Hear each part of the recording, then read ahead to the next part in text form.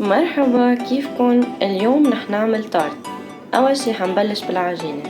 حطيت بالجاد كبايتين طحين منخولين، وهلأ رح أزيد فوقن نص قالب زبدة، وهلأ زدت عليهم بيضة، وهلأ رح زيد عليهم معلقة صغيرة فانيليا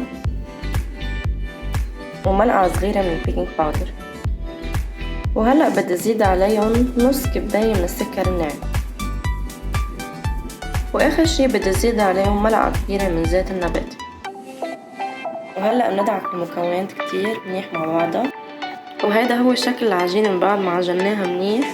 هلأ بنتركها ترتاح تقريبا ساعة ورجعنا لكم. وهلأ هون على جنب بطنجرة بدنا نعمل حشوة التارت.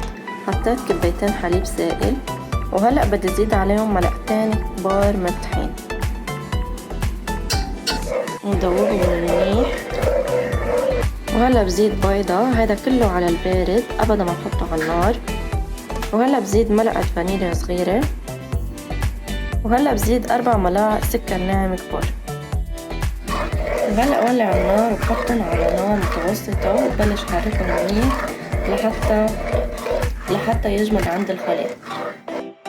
وهيدا هو شكل القوام من بعد ما خلص عنا جمد عنا الخليط. وهلأ نتركه على جنب لحتى يبرد.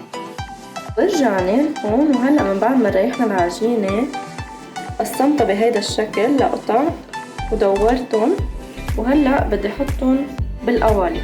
وهلأ بحط العجينة وبلش افردها بهذا الشكل.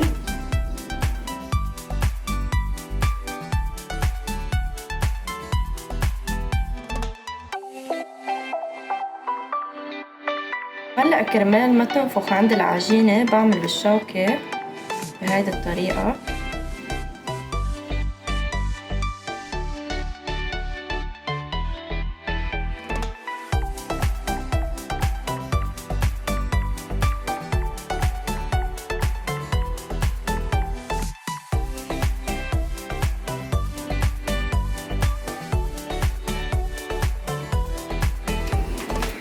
وهلأ ببلش حطهم بالفرن على درجة حرارة 180.